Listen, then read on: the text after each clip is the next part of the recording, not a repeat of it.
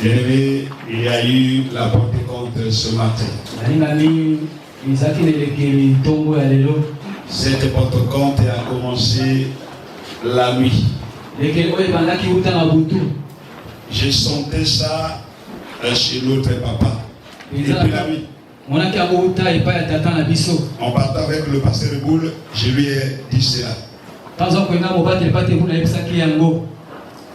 La première séance de notre prière, la nuit, je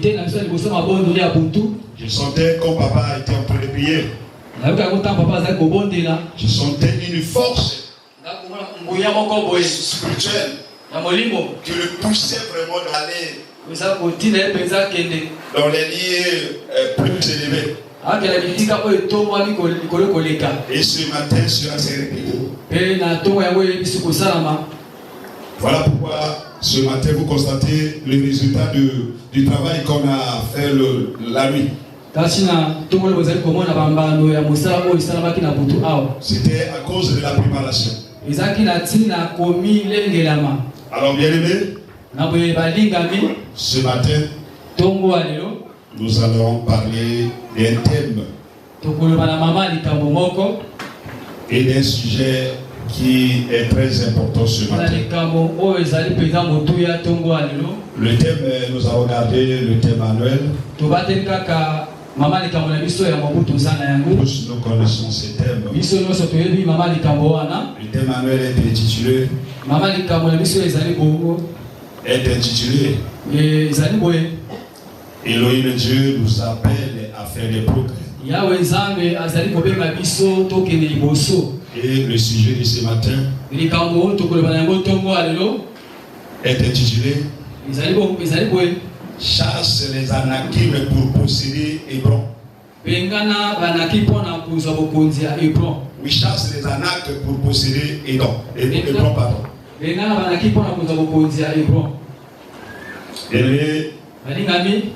pour parler de ce sujet, je voudrais t'inviter à lire le livre de Josué 14 à partir du verset 6 à 15.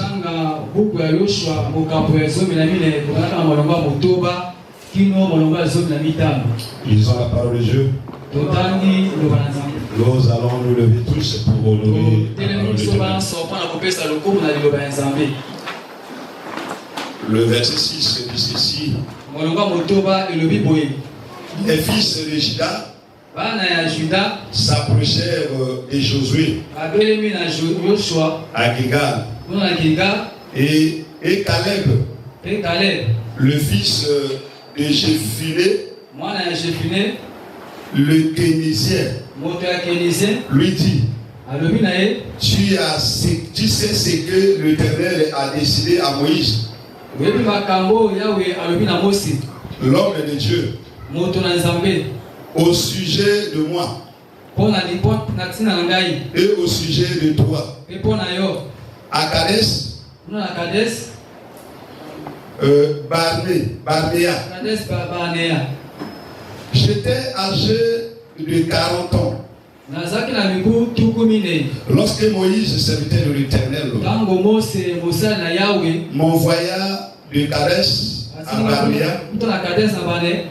Barnéa pour explorer le pays. Et je lui fis un rapport avec une droiture de cœur. Mes frères qui étaient montés avec moi découragèrent le peuple. Mais moi, je suivis pleinement la voie de l'Éternel mon Dieu.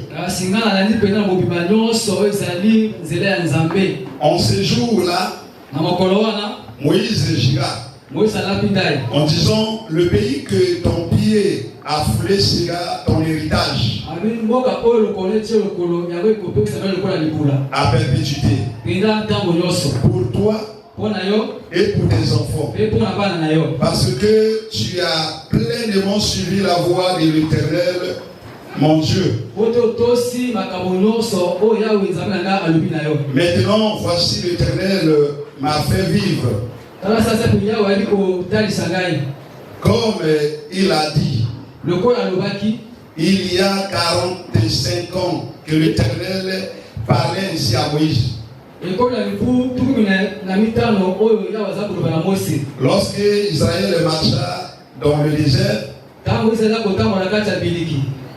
et maintenant voici, je suis âgé aujourd'hui de 85 ans. Je suis encore vigoureux. Comme au jour où Moïse m'a envoyé. J'ai autant de force que j'en avais alors. Soit pour combattre, soit pour sortir et pour entrer. Donne-moi donc cette montagne dont l'Éternel a parlé dans ces temps-là. Car tu as appris alors qu'il s'y trouve les Anakim. Et qu'il y a des villes grandes fortifiées. L'Éternel sera peut-être avec moi. Et je les chasserai comme l'Éternel a dit. Josué bénit Caleb, le fils de Jéphuné, et il lui donna Hébron pour héritage. C'est ainsi que Caleb, fils de Jéphuné, le Kénésien, a eu jusqu'à ce jour Hébron pour héritage. Parce qu'il avait pleinement suivi la voie de l'Éternel, le Dieu d'Israël. Hébron s'appelait autrefois Kirjat. Arba avait été l'homme le plus grand parmi les Anakim.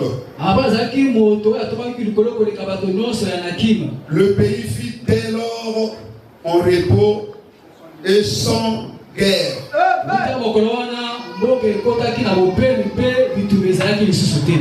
Alléluia. Je voudrais commencer par l'histoire. Alors, bien aimé, notre sujet c'est chasse les Anakim pour posséder Hébron. Alors, les Anakim, c'est qui? Quels sont les Anakim? Qui représentent les Anakim? Et Hébron, c'est quoi? Bien aimé, vous allez savoir que dans le pays de Canaan, il y avait plusieurs tribus.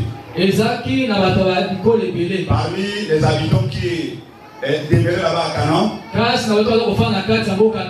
il y avait une tribu qu'on appelait les Anakim. Et cette tribu, ils étaient des hommes vaillants. Ils étaient des hommes de grande taille. On ne pouvait pas les renverser si facilement. Ils étaient des vaillants héros dans la guerre. Ils résistaient à tous les autres pays. Les gens avaient peur de cette tribu. Alors bien aimé, les Anakim aujourd'hui, si je vais comparer les Anakim, vous donner l'image. Ils sont autres que les ennemis. Ils sont autres que les vents et les tempêtes. Ils sont autres que les problèmes ou les situations auxquelles les enfants de Dieu sont confrontés. Les situations qui résistent devant les enfants de Dieu. Les situations que les enfants de Dieu trouvent comme des possibilités. Les Anakim représentent aussi les obstacles. Voyez-vous? Maintenant, Hébron, c'est quoi? Hébron n'est autre qu'une partie de montagne qui se trouvait dans le pays de Canaan. Donc Moïse avait donné pour l'héritage à Josué. Pourquoi Moïse avait donné Hébron pour l'héritage à Josué? Avant que les enfants d'Israël ne puissent arriver à Canaan, vous savez que pendant les combats charnels à l'Ancien Testament, avant que les gens s'engagent à la guerre, on envoyait les gens pour inspecter le camp de l'ennemi. Caleb était parmi les gens que Moïse avait envoyés inspecter le pays de Canaan. Et lorsqu'ils sont allés, il faudrait que chacun d'eux devait rendre compte à Moïse. Quel est le cas d'un collaborateur? Tout collaborateur qui a une charge va rendre compte à son maître.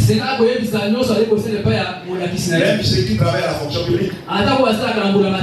Oui, si on leur donne une charge. Oui, à la fin des comptes, chacun doit porter son rapport. Par rapport à la charge qui lui est confiée. Aller-retour. Lorsqu'ils sont arrivés auprès de Moïse, chacun a présenté son rapport. Et Moïse a essayé un peu de lire le rapport de tout chacun. Il a constaté que parmi tous ceux qui étaient partis faire l'inspection, seul Caleb, qui avait rendu son rapport avec droiture de cœur et avec sincérité. Son rapport a été agréable auprès de Moïse. Vous devez savoir que Moïse n'est autre que l'image.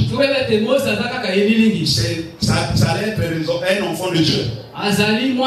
Lorsqu'il va se présenter devant Seigneur Jésus-Christ, il doit se présenter avec un cœur sincère. Il doit se présenter avec un cœur droit.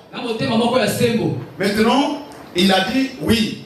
En regardant ton rapport, j'ai constaté que tu as bien fait. Maintenant, je te donne la partie de cette montagne de Canaan. Là où se trouve Hébron. Ce sera pour toi un héritage. Oh, Josué, en allant, il savait que dans cette partie, les gens qui habitaient là-bas n'étaient que des géants.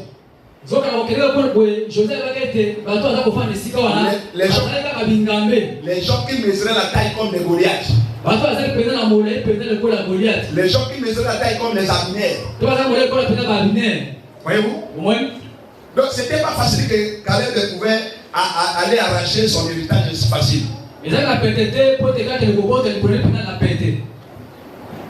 Alors je voudrais poser la question. Comment faut-il faire pour posséder Hébron? Ou quelles sont des techniques ou des stratégies que Caleb a utilisées pour pouvoir posséder son héritage? Pour Caleb ici, c'est toi. Beaucoup des enfants de Dieu. Tous nous avons la promesse de Dieu. Alors posons-nous la question. Comment faut-il faire pour arriver ou pour posséder cet héritage? Ah oui, c'est ça la question. Nous avons étudié la vie de Caleb. Nous avons étudié les stratégies que Caleb a pu faire afin de nous montrer le chemin. Alors, pour en parler de ce sujet, nous allons utiliser 3 points. Le premier point, l'information. L'information.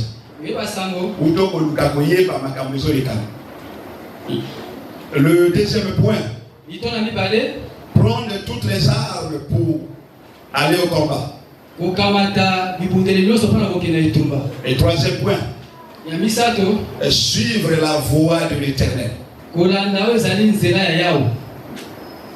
Alors commençons par le premier point. L'information. Permettez-moi, je voudrais donner la définition de l'information selon la volonté de Dieu. Ou selon la Bible.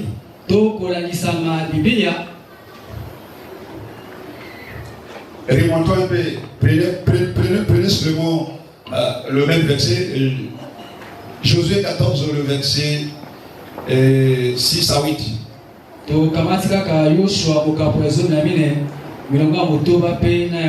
Remontons pour donner la définition de l'information. Les enfants de Juda s'approchèrent de Josué à Gilgal. Et Caleb, fils de Jephthé, le Kénizien, lui dit: tu sais ce que l'Éternel a déclaré à Moïse, l'homme de Dieu, au sujet de moi et au sujet de toi, à Kadesh Barnea. J'étais âgé de 40 ans lorsque Moïse, serviteur de l'Éternel, m'envoya à Kadesh Barnea pour explorer le pays. Et je lui fis un rapport avec droiture de cœur.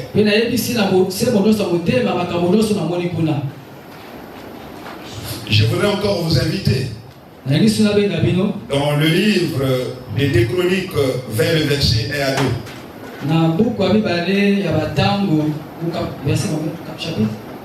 20. 2 Chroniques 20. Le verset 1er et à 2. Je m'arrête seulement à 2. Après cela, les fils de Moab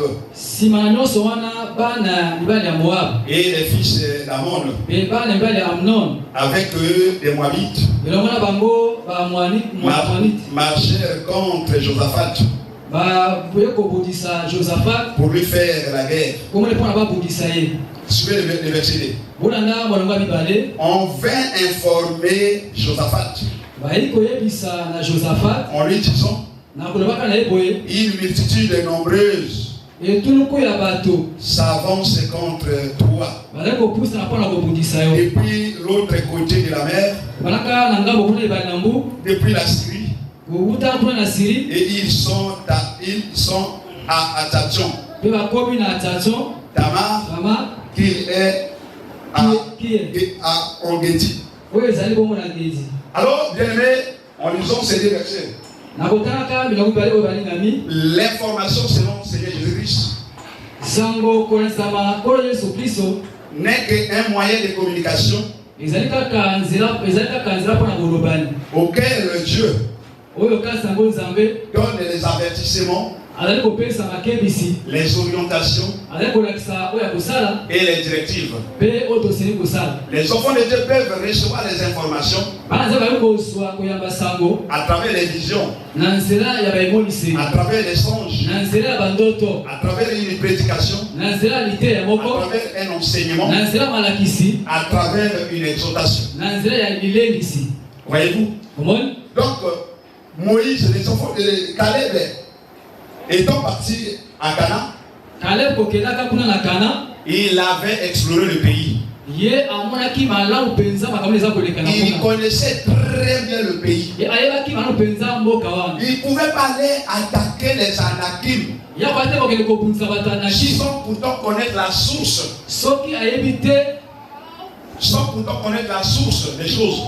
sans pourtant connaître les armes auxquelles les Anakim détenaient. Bien-aimé, un enfant de Dieu ne peut pas s'engager dans le combat s'il ne connaît pas les stratégies de l'ennemi. S'il ne connaît pas les armes auxquelles l'ennemi détient. Il doit connaître quelle est la force de l'ennemi afin de l'affronter. Vous allez voir même les guerres dans ce monde-ci, dans les pays développés. Prenez même la guerre qui se passe en Syrie. Prenez même la guerre qui se passe en Israël et à Gaza. Les Israélites ne peuvent pas aller attaquer les Gazaouis sans pourtant connaître d'abord ou étudier au préalable leur stratégie. Même les Gazaouis, ils font autant. À l'époque, l'exploration n'a pas commencé seulement aujourd'hui. Ça a commencé depuis là-bas. Pourquoi aller s'informer? L'information dans la vie d'un chrétien, c'est très importante. Il y a certaines informations, lorsque les enfants de Dieu les reçoivent, ces informations peuvent diminuer leur foi. Surtout s'il s'agit d'une information qui est négative. Voyez-vous?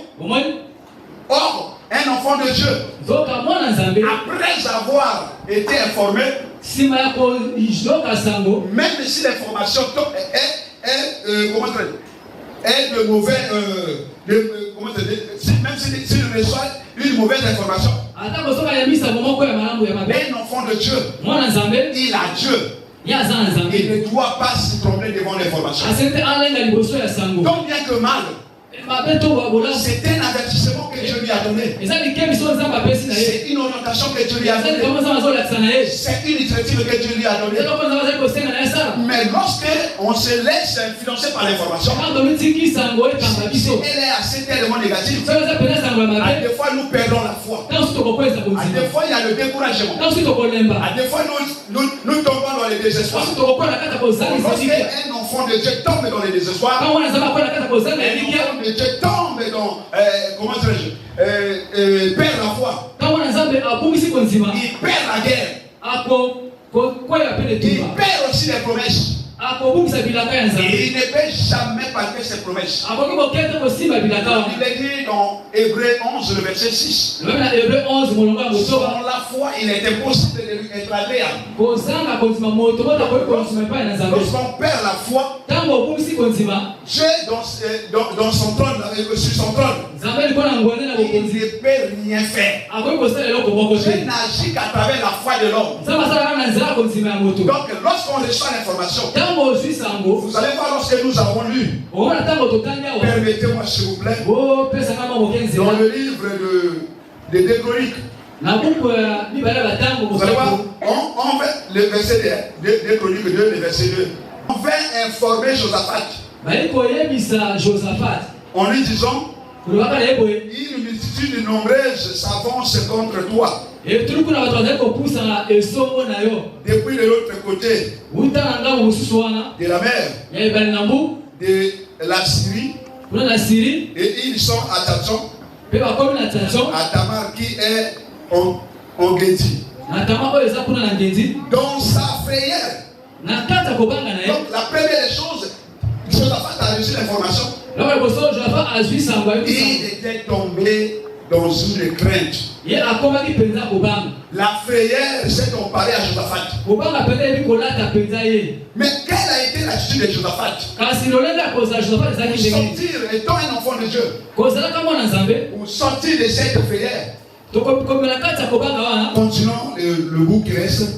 Dans sa frayeur, Josaphat disposa à chercher l'Éternel.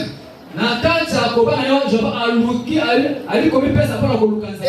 il publia un jeûne pour tout Juda.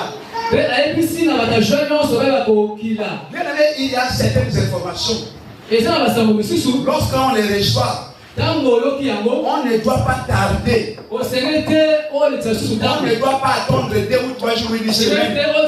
Il faut publier un gène. Automatiquement, ça demande un gène. Voilà pourquoi les enfants de Dieu sont souvent surpris quand ils ont reçu les avertissements. À travers la parole, à travers les anges, ils ne tiennent pas cela en compte. Et lorsque la chose arrive par surprise, on commence à poser des questions. Pourtant, un tel m'en a déjà parlé. D'autres jeunes m'en a déjà parlé. Voyez-vous, Josaphat, il est regardé par la multitude des gens. Lorsqu'il a reçu seulement l'information, il s'est disposé à chercher l'Éternel. Quel a été le cas de Caleb? Caleb a dit non, là-bas ce sont des géants. Le combat avec Satan ou le combat avec l'ennemi, ce n'est pas un combat facile. Combien des années ou combien des années et retours que Moïse a fait pour faire sortir les enfants d'Israël de l'Égypte à Canaan? Il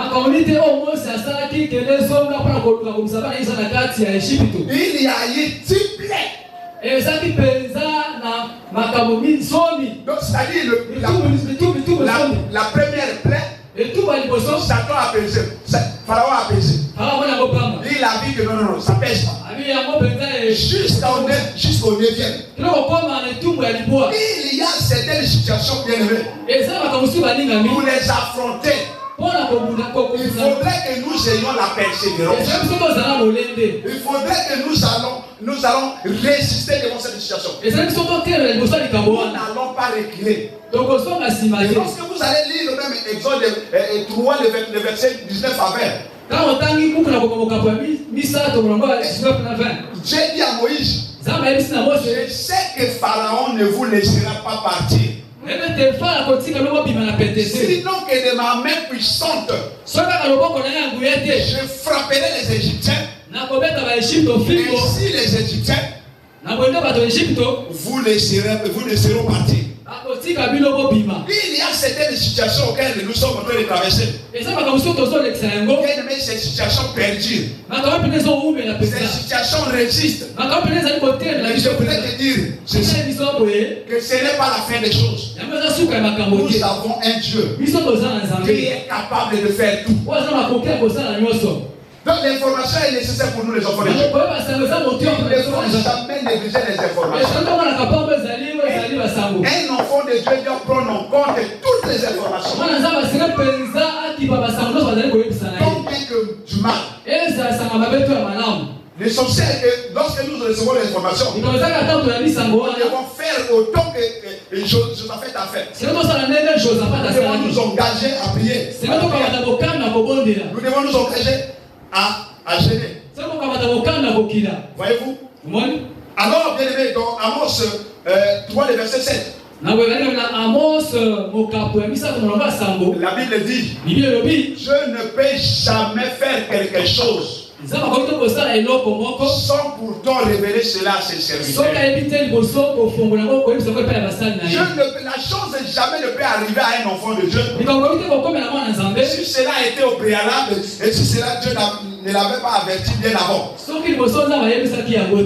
avertit, mais nous on ne prend pas garde. Donc Caleb, même Moïse, pour aller délivrer les enfants d'Israël, il maîtrisait très bien l'Égypte. Il maîtrisait aussi les déserts auxquels il passait. Là où il se trouvait le désert de Sinaï. Le mont Sinaï, Moïse le maîtrisait très bien. C'était là-bas là où il pêchait même les troupeaux de Jétro. Il avait toutes les informations. Voilà pourquoi un enfant de Dieu doit vraiment prendre en compte toutes les informations. Au-delà de l'information, lorsque un enfant de Dieu a reçu l'information, est-ce qu'il faut aller comme ça? Ah non, un enfant de Dieu doit chercher les armes pour aller combattre. D'où notre deuxième point. Prendre toutes les armes pour aller au combat. Lorsque Caleb, après avoir reçu l'information du Canaan,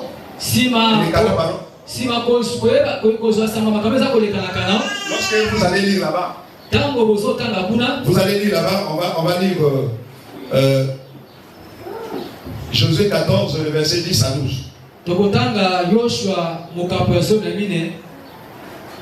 Josué, nous sommes toujours le même texte. Josué 14, le verset 10 à 12. 10 à 12. Maintenant, voici l'Éternel m'a fait vivre comme il a dit.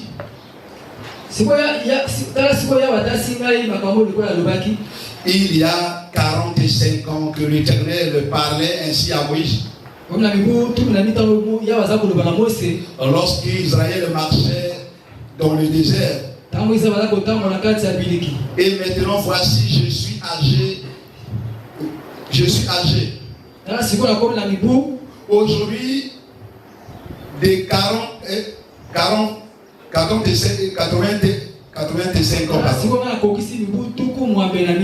Le verset 11 dit ceci.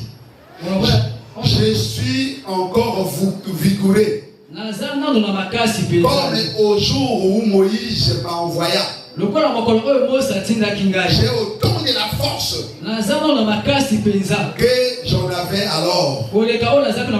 Soit pour combattre, soit pour sortir, et soit pour entrer. Alors, bien aimé, je voudrais que nous ajoutons un verset. Parce que les combats doivent quitter le côté charnel, doit venir dans le côté spirituel. Prenons Marc pour éclairer ce verset. Prenons Marc 3, le verset 10 à 15. Marc 3, le verset 10 à 15. Marc 3, le verset 10 à 15. La Bible dit ceci. Car comme il guérissait beaucoup les gens, tous ceux qui avaient des maladies se jetaient sur lui pour le toucher. Les esprits impurs, quand ils le voyaient, se prosternaient devant lui et s'écriaient, tu es le Fils de Dieu. Mais il leur recommandait très sévèrement de ne pas le faire connaître. Il monta ensuite sur la montagne. Il appela ceux qui le voulut. Et ils virent auprès de lui. Il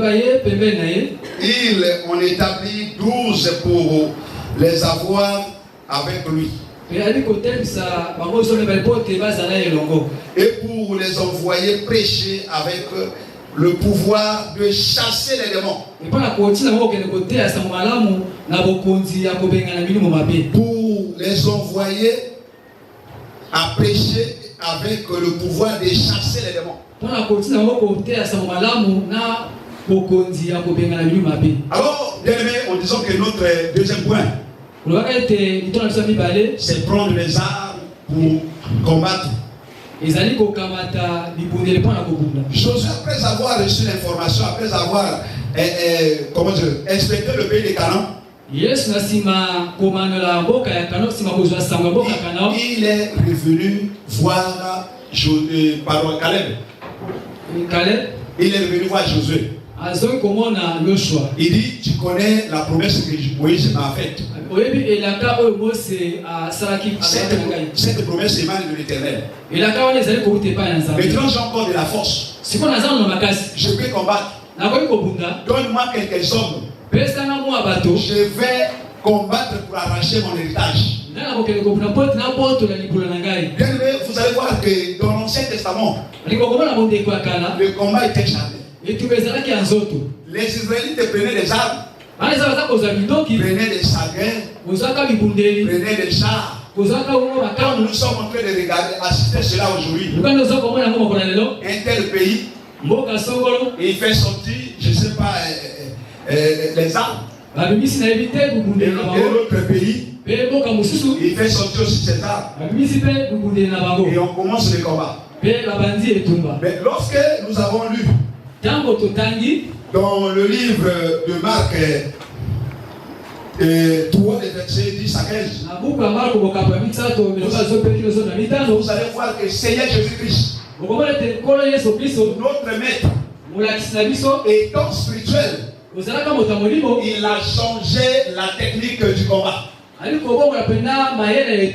spiritualité, des choses spirituelles ont commencé par Seigneur Jésus-Christ. Au départ, lorsque quelqu'un était possédé d'un esprit impur,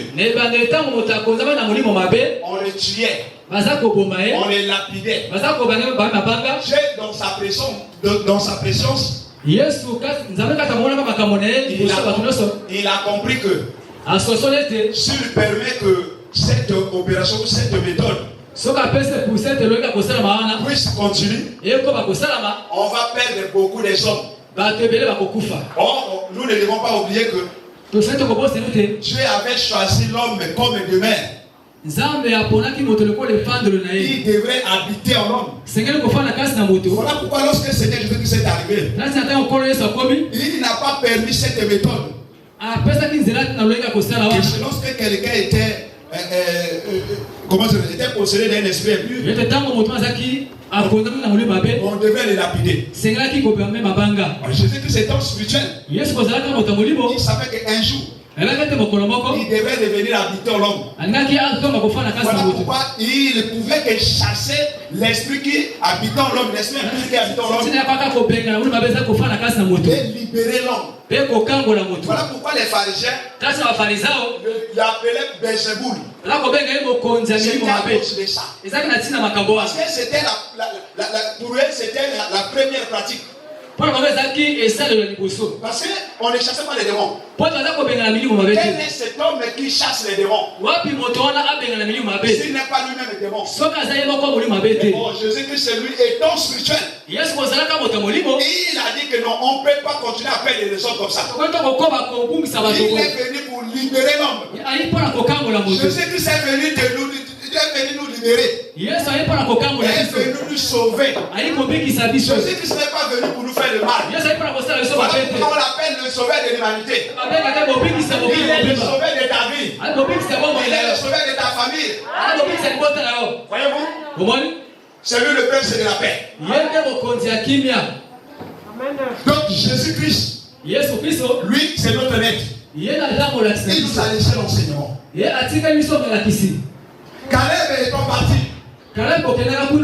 il a pris des armes. Il a pris des vaillants héros. Tellement à l'époque, on ne pouvait pas prendre n'importe qui pour aller au combat. Et ce n'est pas tout le monde qu'on doit emmener au combat. Lorsque vous allez lire le premier texte, lorsque ceux qui revenaient de Cana, il y avait ceux qui décourageaient, et ils étaient en train de décourager les autres. Mais je voulais te dire que même si les Anaks sont pour toi comme un Goliath, tu es un David. Même si les Anaks sont pour toi comme une montagne, tu es un Zérubabel. Même si les Anakim sont pour toi comme le mur de Jéricho, mais tu es un Josué. Alléluia. Amen. Nous avons ce Dieu là qui est merveilleux. Nous ne cherchons plus la victoire, parce que nous sommes dans la victoire. La victoire, c'est notre partage. Notre Dieu ne peut pas nous laisser échouer. Voyez-vous? Caleb, il ne partait pas seul. Il était avec ce Dieu-là. Voilà pourquoi David, en ayant la révélation, Dans le livre de Psaume 60, le verset 14, il dit, avec Dieu, nous ferons des espoirs et il écrasera nos ennemis. Avec Dieu, nous ferons des espoirs et il écrasera nos ennemis. Avec Dieu, nous ferons des espoirs et il nous donnera la solution. Avec Dieu, nous ferons des espoirs et nous allons réussir.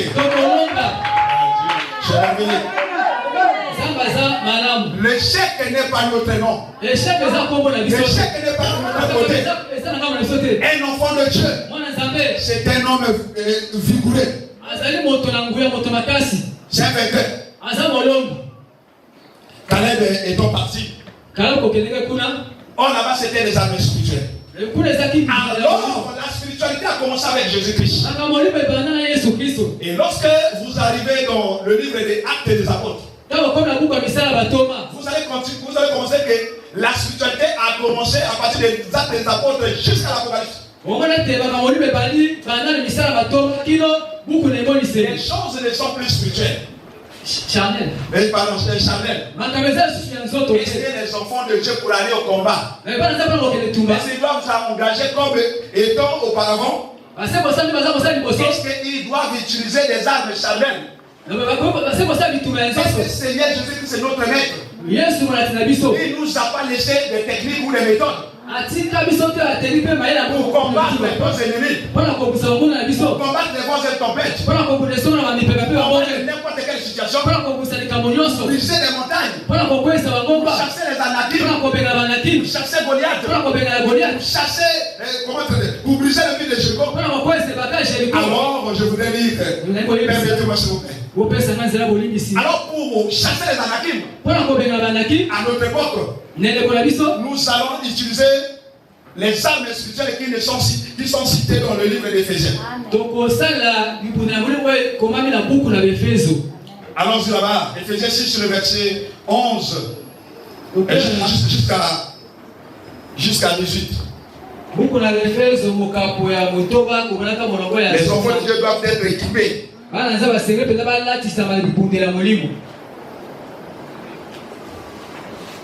Éphésiens 6, le verset 11. Donc, je voudrais commencer même au verset 17. Pour la meilleure compréhension. Au reste, fortifiez-vous dans le Seigneur. Par sa force toute puissante. Et donc, écoutez là où les armes commencent. Revêtez-vous de toutes les armes de Dieu, afin de pouvoir tenir ferme contre la ruse du diable. Car nous n'avons pas à lutter contre la chair et le sang, mais contre les dominations, contre les autorités, contre les princes de ce monde, les ténèbres, contre les esprits méchants dans les lieux célestes. C'est pourquoi prenez toutes les armes de Dieu afin de pouvoir résister dans les mauvais jours. Les mauvais jours. Bien aimé, il y a un mauvais jour dans la vie de l'homme. Il y a un mauvais jour dans la vie de l'homme. Mais ça veut dire qu'il nous suffit. Tous les jours ne sont pas les mêmes. Afin de tenir le jour, afin de tenir devant. Excusez-moi s'il vous plaît. Permettez-moi. J'étais où? Verset 13. Verset 13. C'est pourquoi prenez toutes les armes. C'est pourquoi prenez toutes les armes. Afin de pouvoir résister dans le mauvais jour. Mais le mauvais jour arrive quand? Mais pendant que les choses ne marchent pas, mais tu dois faire un mauvais jour. Il y a des surprises que le diable nous emmène. Vous devez savoir que dans ce monde, il ne faut jamais dire que non, moi je n'ai pas de problème avec les gens. Si tu n'as pas de problème avec les gens, sachez qu'il y a des gens là. Il y a certaines personnes qui vont se comploter pour toi. Ils vont te faire du mal. Hein? Il ne faut jamais dire ça. Papa nous cite de ce verset chaque jour. Et le livre de Pierre nous avertit que soyez prier. Votre adversaire les âmes. Mais nous devons prendre ce verset en compte. Les âmes ne peuvent pas, ne peuvent pas abandonner le combat si la main de Dieu, si Dieu n'intervient pas. Les âmes ne peuvent pas te laisser partir facilement comme ça si Dieu n'intervient pas. Voyez-vous? Il faudrait que Dieu le frappe avec force. Comme le pharaon, il savait que l'héritier de son trône, après lui là, celui qui allait accéder à son trône, c'était son fils. Et Dieu a bien choisi. Il dit d'accord. Lorsqu'on touche l'enfant, on touche les cœurs de son parent. N'oubliez pas lorsque Dieu demandait à Abraham, il n'avait pas demandé sa femme.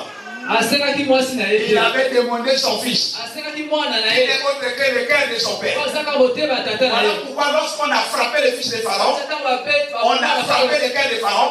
Il ne pouvait que laisser les enfants d'Israël partir. Voyez-vous? Il dit, prenez toutes les armes. Afin de tenir ferme. Après avoir tout surmonté. Tenez donc ferme. Ayez à vos reins la vérité pour ceinture. Nous devons. Regardez.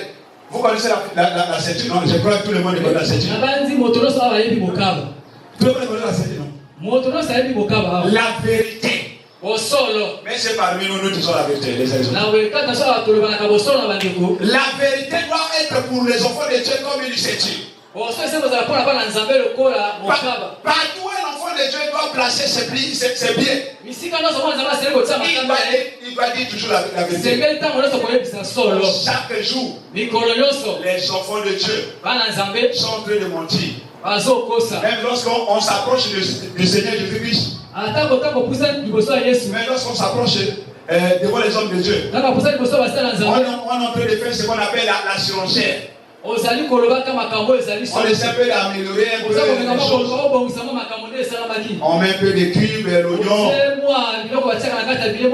Il ne faut jamais le faire. Il faut être comme Caleb. Il avait rendu son compte avec droiture. Il était sincère. Il était véridique. Nous devons prendre la vérité comme ceinture.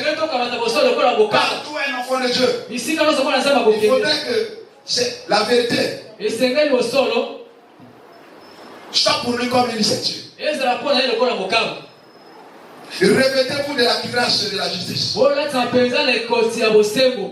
Voyez-vous? Afin de protéger quoi? La grâce et la justice. Ce ne sont que les armes. Les armes qu'on cite ici, ce ne sont pas les armes charnelles. Ce sont des armes spirituelles auxquelles les enfants de Dieu doivent se revêtir afin d'affronter les obstacles. Mettez pour chaussures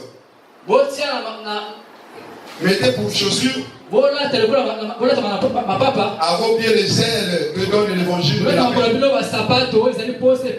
Un enfant de Dieu doit être un artisan de paix. Mais un enfant de Dieu qui écoute la parole de Dieu, il se dit que non, je suis un serviteur de Dieu. Il ne peut jamais procurer la paix. Partout là où il ira, lui c'est un artisan. et désordre, indivisé. Voyez-vous? Un enfant de Dieu doit chercher la paix avec tout le monde. Les aides. Aujourd'hui, nous avons perdu ces aides-là. Même pour prier, même pour faire le suivi, même pour aller évangéliser. Nous sommes plongés dans le sommeil.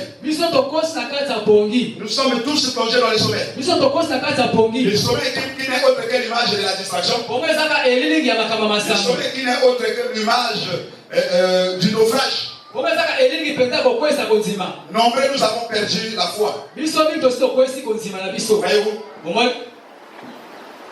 Prenez par-dessus. Prenez par-dessus. C'est là le bouclier de la foi. Paul compare la foi avec le bouclier. Qu'est-ce que la foi fait dans la vie de l'homme?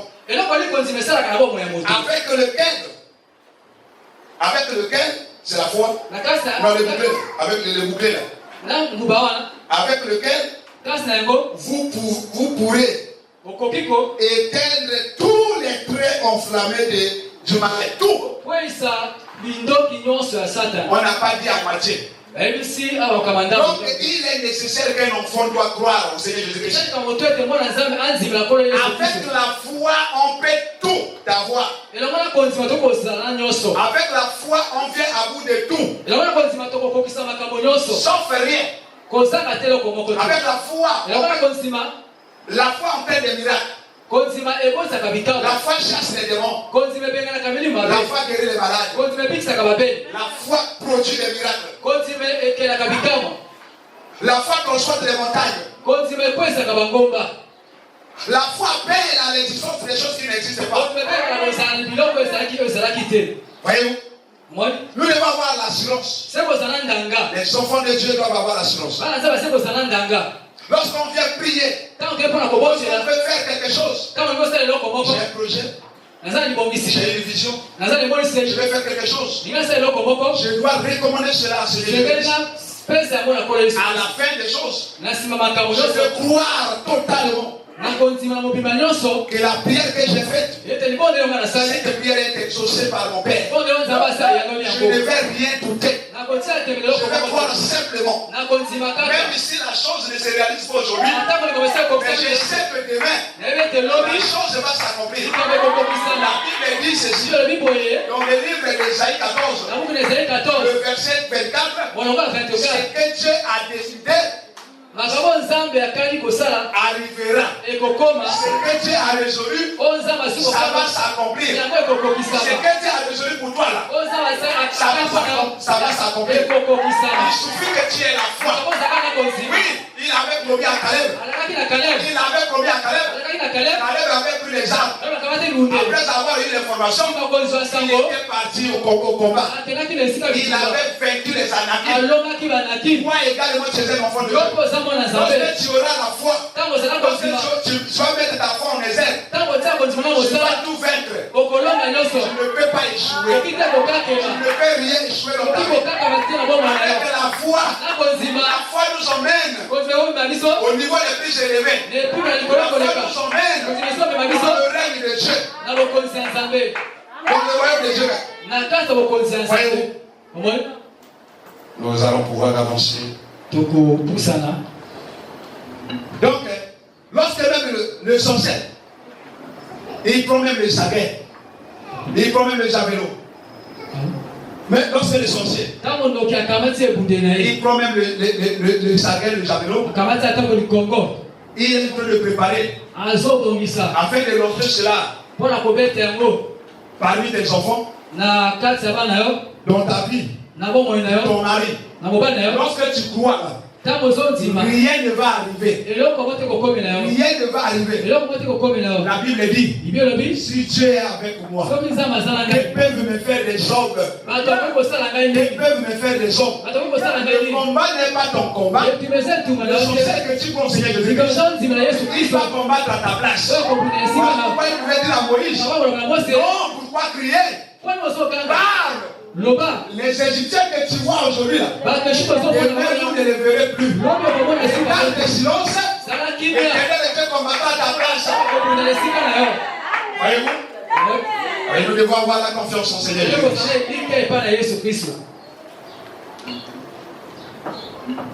Il dit, et prenez aussi le casque du salut et le paix de l'esprit, qui est la parole de Dieu.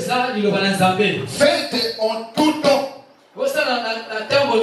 par l'esprit toutes sortes de prières et des supplications. Veillez à cela avec une entière persévérance et priez pour tous les saints. Un enfant de Dieu doit prier. Un enfant de Dieu doit persévérer. J'ai pris aujourd'hui, même ici, il n'y a pas la solution aujourd'hui. Je ne lâcherai pas. Je ne lâcherai pas. Donc, je n'aurai pas la solution. Je ne lâcherai pas. Donc, je n'aurai pas la solution. Je ne lâcherai pas. C'est ce que Jacob avait fait. Lorsque vous allez lire dans le livre de Luc 18, il y a une histoire là-bas. La persévérance. Nous devons persévérer. Voyez-vous? Bien aimé Caleb, il avait pris toutes les armes. Voici les armes auxquelles les enfants de Dieu actuellement ils doivent utiliser. Mais vous devez savoir aussi que le nom du Seigneur Jésus-Christ, c'est une arme offensive et défensive. N'oubliez pas que David, je disais que lorsqu'il s'est présenté devant Goliath, il disait à Goliath ceci: tu viens avec moi, avec des javelots. Je viens combattre avec moi. Tu prends des javelots, je prends le paix. Mais moi, David, je sais en qui j'ai cru. Je sais en qui j'ai cru. Celui qui est en moi est plus fort que celui qui est en toi. Je vais te combattre dans le nom du Seigneur Jésus-Christ. Si nous voulons combattre nos ennemis, si nous voulons vaincre nos ennemis, si nous voulons vaincre les montagnes, si nous voulons vaincre les situations possibles, nous allons utiliser le nom du Seigneur Jésus-Christ. Nous allons mettre le Seigneur Jésus-Christ devant toutes choses. Voyez-vous? Donc Caleb avait pris le nom du Seigneur Jésus-Christ comme le bouclier. Toutes les armes qu'on vient de citer ici ne représentent qu'une seule personne. C'est la personne de Jésus-Christ. C'est résumé dans le nom du Seigneur Jésus-Christ, qui n'est autre que la parole de Dieu. Voyez-vous? C'est la parole qui a créé tout. La Bible dit, la mort et la vie sont au pouvoir de la langue. Et quelqu'un qui a la parole, il a le pouvoir. Quelqu'un qui a Jésus, il a le pouvoir. Donc nous avons l'intérêt de chercher le Seigneur Jésus-Christ. Bien-aimés, lorsque nous avons des âmes, nous devons maintenant commencer à suivre le chemin de notre Seigneur Jésus-Christ. Nous ne devons pas seulement se limiter à avoir des armes. Oui, nous devons suivre le chemin du Seigneur Jésus-Christ. Voilà pourquoi notre troisième point: suivre la voie de l'Éternel. Suivre la voie de l'Éternel. Nous allons lire cela dans Josué 14, le verset 8 à 9. Nous allons essayer un peu de prendre un parapluie pour aller vers le livre, le verset 13 à 14.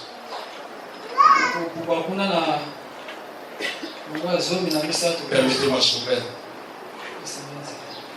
Josué 14, le verset 8, 9 d'abord. La Bible dit ceci: mes frères qui étaient montés avec moi découragèrent le peuple Mais moi, je suivis pleinement la voie de l'Éternel, mon Dieu. Bien-aimé, lorsque tu veux t'engager à une affaire, lorsque tu trouves quelqu'un qui vient auprès de toi, la personne vient pour te décourager. Il faut te séparer avec les telles personnes. Il faut t'éloigner avec les telles personnes. Sinon, ta foi sera isolée. Tel a été le cas de David. Lorsqu'il partait combattre Goliath, il est arrivé chez son frère. Son frère lui décourageait. Il est arrivé même auprès de Saoul. Saoul lui disait, cet homme de personne l'a vaincu. David et Saoul aussi le décourageaient. Lui savait qu'il avait ce Dieu-là. Il n'avait pas choisi l'option de son frère et l'option de Saoul. Parce qu'il avait la confiance en Seigneur Jésus-Christ. Il avait suivi la voie du Seigneur Jésus-Christ.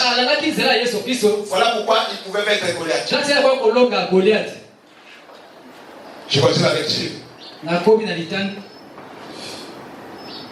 Moi, avec moi, découragèrent le peuple. Mais moi, je suivis pleinement la voie de l'Éternel, mon Dieu. En ce jour-là, Moïse jura en disant, le pays que ton pied a foulé sera ton héritage à perpétuité pour toi et pour tes enfants. Lorsque je te bénis, l'héritage n'est pas pour toi-même. Même ceux qui sont auprès de toi. Lorsque Dieu a béni Abraham, l'héritage n'était pas seulement pour Abraham. L'héritage, même Isaac a reçu le même héritage. Jacob a reçu le même héritage. Voyez-vous? Lorsque Dieu vous bénit, l'héritage n'est pas pour toi-même. Même tes enfants, même tes descendants. La Bible dit, c'est de la bénédiction de l'Éternel qui enrichit et ne fait suivre d'aucun chagrin. Voyez-vous? La chose que l'Éternel vous donne là, si vous la prenez avec le soin, il n'y aura pas de chagrin. Il n'y aura pas de chagrin. Voyez-vous? Il dit pour tes enfants, parce que tu as pleinement suivi la voie de l'Éternel. Permettez-moi, je prends 13.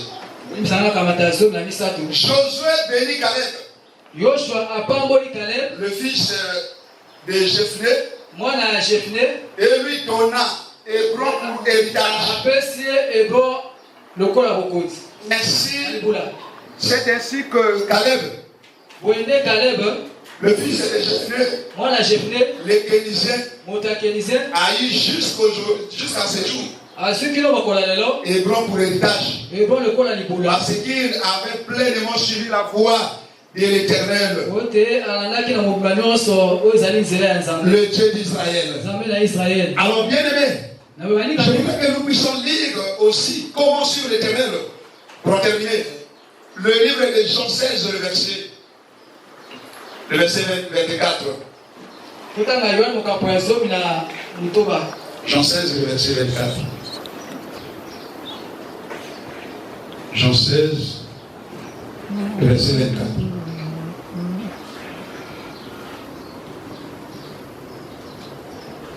Vous retrouvez la réponse. Jean 16, le verset 24. Ok. La Bible dit ceci. Jusqu'à présent, vous n'avez rien demandé en mon nom. Écoutez s'il vous plaît. Jusqu'à présent, vous n'avez rien demandé en mon nom. Demandez et vous recevez, afin que votre joie soit parfaite. Amen. Bien aimé, si nous voulons suivre le Seigneur Jésus-Christ, nous devons renoncer. Nous devons renoncer à certaines choses. Nous devons renoncer à l'ancienne vie. La Bible dit quelque part, Celui qui veut s'en charger de sa croix pour me suivre, il doit renoncer de lui-même. Nous devons renoncer au mal. Nous ne devons pas s'approcher avec Dieu. Nous ne devons pas continuer à traîner le jour afin de pouvoir attendre à des promesses de Dieu. Nous devons aller chez Dieu sans jour. Nous devons suivre la voie de Dieu. Suivre la voie de l'Éternel, le bien-aimé, n'est autre que se soumettre à sa parole et obéir à sa parole. Voilà pourquoi lorsque Caleb, en obéissant à la parole de Moïse, on se soumettait à la parole de Moïse. Moïse ne pouvait ne pouvait que lui donner l'héritage. Et Josué ne pouvait que lui bénir. Or, que ce soit Moïse, que ce soit Josué, ils ne sont que l'image de Dieu. Ils ne sont que des serviteurs de Dieu. Alors, bien aimé, je voudrais résumer avant de compris. Bien aimé, on ne peut jamais avoir la victoire sans combat. On ne peut jamais avoir la victoire sans combat. On ne peut jamais s'attendre au succès sans qu'il y ait un sacrifice.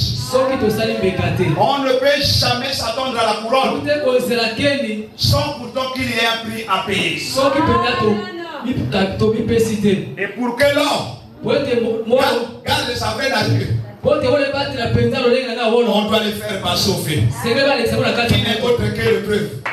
C'est que vous êtes en train de traverser des sortes de épreuves. Ce n'est pas la fin. Les autres Dieu, il est en contrôle de toutes choses. Il est en contrôle de toutes choses. Alors bien aimé, pour en terminer, si nous voulons chasser les Anakim, voici ce que nous allons faire. La première des choses, nous allons prendre en compte toutes les informations, tant bien que du mal. La deuxième chose, c'est que nous allons faire, il faut que nous allons prendre toutes les armes offensives et défensives pour combattre l'ennemi. La troisième chose, nous devons renoncer à des mauvaises choses pour marcher selon la volonté de Dieu. Ainsi, j'en ai terminé.